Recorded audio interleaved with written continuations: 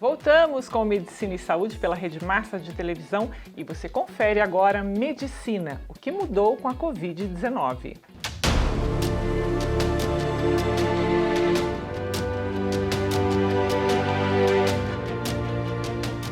Meu entrevistado da semana é o cirurgião do aparelho digestivo, ex-presidente do capítulo Paraná da Sociedade Brasileira de Cirurgia Bariátrica e Metabólica, gestão 2015 e 2016, Dr. Tomás Masayuki Tanaka. Boa tarde, seja bem-vindo, doutor. Boa tarde, Soraya.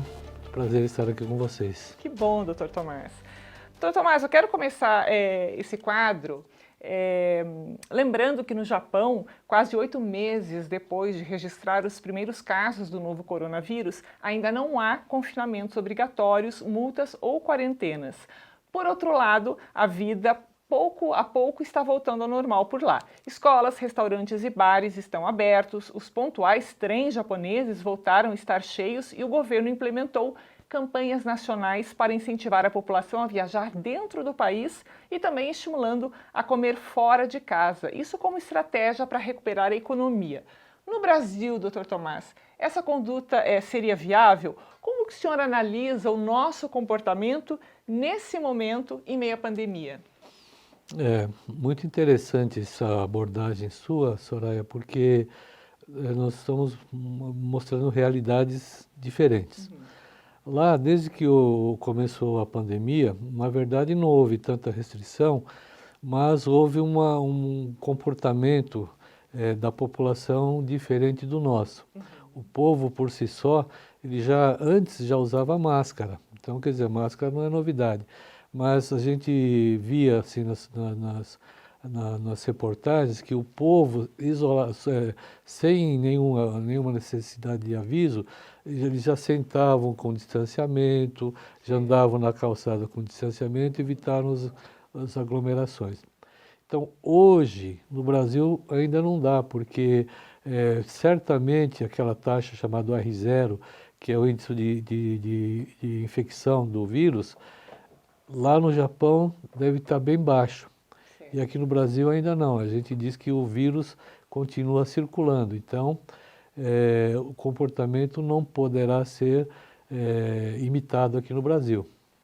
Tá certo. Doutor, a tendência na média móvel de mortes aqui no país segue em estabilidade, né? Ou seja, o número não apresentou quedas nem altas representativas em comparação às semanas anteriores.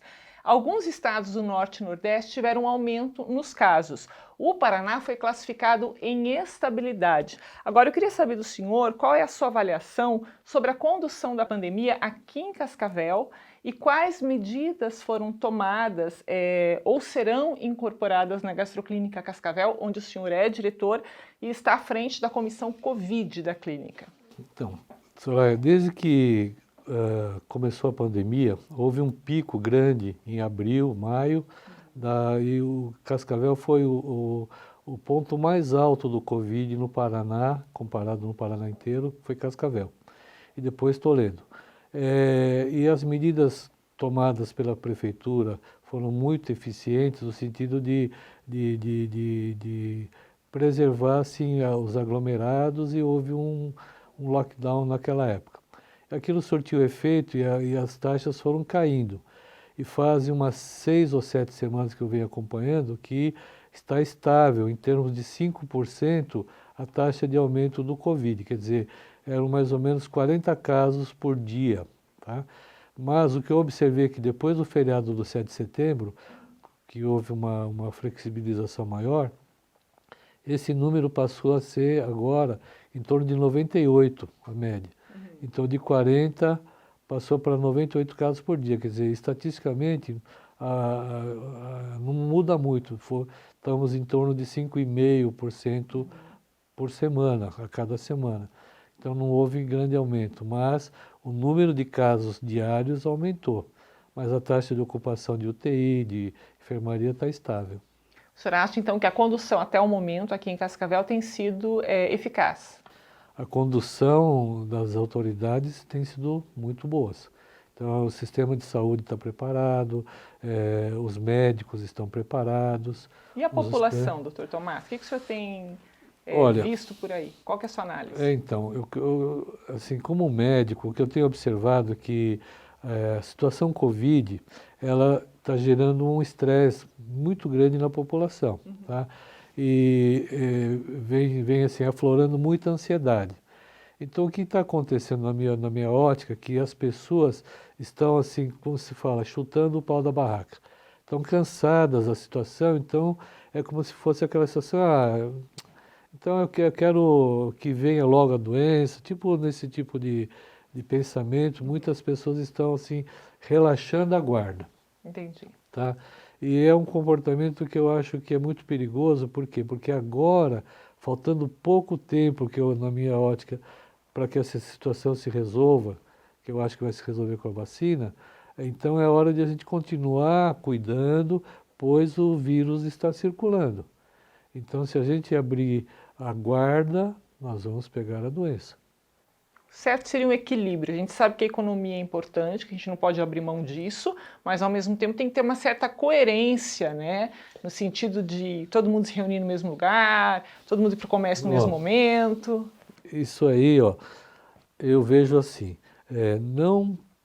não precisaria haver nenhum lockdown se houvesse uma consciência coletiva. Quer dizer, as lojas estariam todas abertas, os restaurantes estariam todos abertos, a economia poderia estar fluindo se, por exemplo, eu preciso comprar uma calça, então eu vou no shopping. Eu vou ao shopping, se aquela loja onde eu quero comprar está assim, uma lotação, eu espero, ou eu volto depois, ou eu volto no dia seguinte, quer dizer, com essa consciência não precisaria fechar nada. Tudo poderia ficar funcionando temos que evitar aglomerados, festas. Eu sei que o pessoal está ávido para se encontrar, para se abraçar, mas eu diria que agora ainda não é a hora. Tem que ter um pouco mais de paciência, né? Doutor Tomás, o senhor falou em vacina agora há pouco. Ela será suficiente para acabar com essa doença? São 4 vacinas que estão sendo testadas ou mais nesse momento? Então, são 4 vacinas sendo testadas e tem mais 2 também em fase avançada de testes, quer dizer, eu diria que as vacinas já estão naquela fase de testes em humanos, então a fase já terminal de verificar a eficácia, efeito colateral. Então, eu acredito que em breve, tá? Esse breve eu não consigo precisar. Será que em dezembro teremos? Mas a vacina resolverá o problema do Covid. Que bom. O doutor Tomás está comentando aqui, e as previsões são, muita gente, os otimistas acham que até o final do ano nós teremos uma vacina.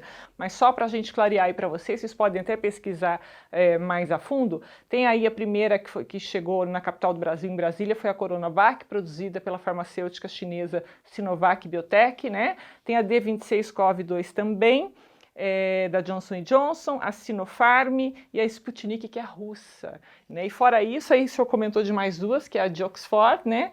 E também tem mais uma que acho que é da Pfizer, que está sendo, ainda já estão sendo testadas. Tem muita gente se movimentando nessa área. Doutor Tomás, para a gente finalizar, o que o senhor recomenda, o que a gente deve fazer?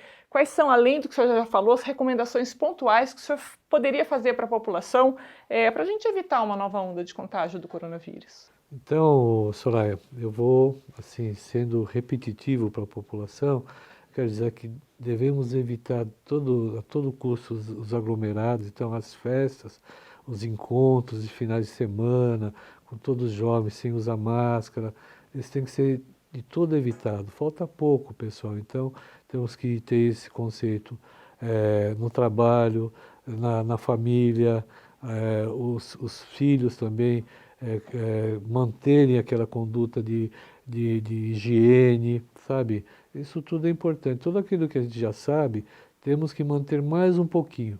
Já está esgotando a nossa paciência, mas nós temos que ter mais pacientes que o corona. É verdade, né? E aprender um pouquinho com o povo japonês, né? Essa cultura fantástica milenar, aí ter mais equilíbrio, mais coerência, sermos mais cuidadosos. Doutor Tomás, antes da gente finalizar, amanhã é dia do médico, 18 de outubro é dia do médico. Então, o Medicina e Saúde, a Rede Massa, vai fazer uma pequena homenagem ao senhor para homenagear também todos os médicos que já passaram por aqui. Então a gente vai entregar aqui, ó, lírios brancos para o Dr. Tomás. E por que lírios brancos, Dr. Tomás?